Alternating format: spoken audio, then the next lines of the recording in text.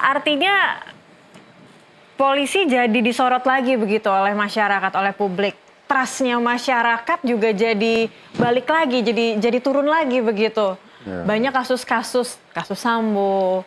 Lalu berbarengan dengan Vina ini juga ada kasus yang di Sumatera Barat juga yang terhadap adik Afif begitu. Banyak juga cara pihak kepolisian melakukan penyidikan yang ada intervensi dan juga dengan sedikit kekerasan. Nah, ini kan banyak sekali ketidakpercayaan publik terhadap cara kerja Polri. Yeah. Nah, apa yang putusan pra-peradilan ini bisa menjadi pemicu tidak bahwa Polri harus terus memperbaiki lagi begitu? Polri itu Polri memang melakukan banyak proses yang salah begitu. Ya. Begitu. Jadi memang di sini banyak permasalahan, misalnya begini. Pengalaman waktu saya bertugas ya. Jadi penyidik merasa harus independen. Kemudian misalnya katakan Kapolres atau Kapolda, kalau menanyakan, Bapak nggak bisa Pak, ini kan harus independen. Jadi seolah-olah kalau pimpinan tidak bisa intervensi. Tapi kalau dalam penegakan hukum, justru pimpinan harus intervensi berkaitan dengan KUHP. Oke. Jadi kalau intervensi, tadi katakan sama Prof bahwa ini atensi siapa? Jadi tidak ada kasus pidana yang atensi. Ya, itu atensi publik. Jadi kalau atensi pejabat A, B, C, D dan sebagainya tidak ada. Tidak boleh. Harus atensi publik yang menjadi. Atensi publik ini harus diungkap dengan tuntas, jelas, secara bukti. Sehingga penyidik itu harus memperhatikan yang pertama, kejadian itu pasti TKP. Ya. Kemudian kedua, administrasi penyidikan ini harus jelas. Jangan sampai melupakan ini.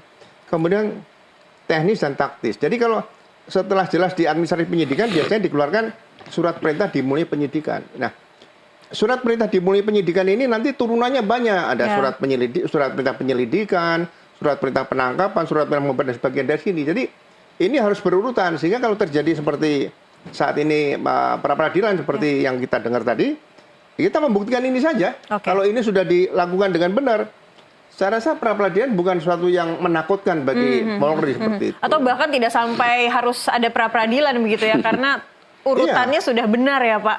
Iya, secara makanya administratif. Kontrol perkara yang masyarakat yang berhubungan dengan hukum itu kan seperti nasabah, apalagi pelapor ya. Jadi dia bisa melihat sampai sejauh mana perkembangan laporan ini dilapor pada polisi. Ya, ini yang selalu saya sampaikan dengan beberapa senior lah. Nah, perlu ada suatu sistem yang bisa mengontrol perkara yang ditangani oleh polisi. Nah, yang sudah ada kan tadi saya katakan SIPP nih. Apakah SIPP bisa masuk ke laporan polisi di sini? Ini akan lebih bagus karena ini kerja negara, bukan hanya kerja polisi. Yang harus diberikan kepada masyarakat bahwa kepercayaan dalam penegakan hukum itu bukan hanya kepada penyidik, tapi kepada jaksa juga sebagai penuntut, kemudian pada pengadilan, hakim sebagai pengadilan dan sebagainya.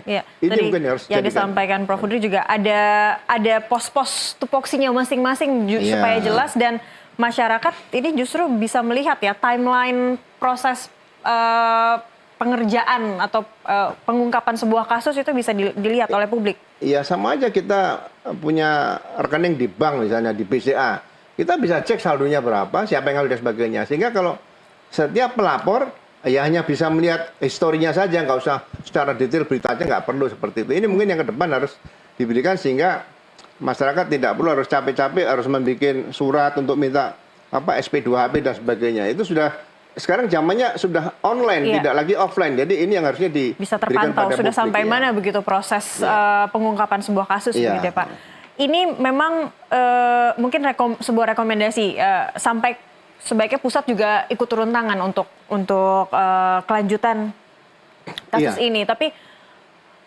tim independen juga akan perlu dibutuhkan tidak Pak? Sementara dengan putusan ini menurut saya perlu dipertimbangkan tidak dulu ya. Tapi kalau tim pusat ini maksudnya dari Bareskrim, kemudian dari LKUI, karena kan ada pemeriksaan visum dan sebagainya, supaya masyarakat puas bahwa ada kelemahan-kelemahan titik dan mana yang bisa diperbaiki. Tapi kalau sudah diperbaiki memang tidak bisa ya itu, tapi sudah dilakukan. Itu yang perlu dilakukan. Seperti kalau kendaraan tabrakan sudah hancur, tapi masih bisa dilihat, masih bisa diperbaiki. Kalau enggak ya udah. Tapi masyarakat melihat bahwa ini sudah ada usaha untuk ke situ. Untuk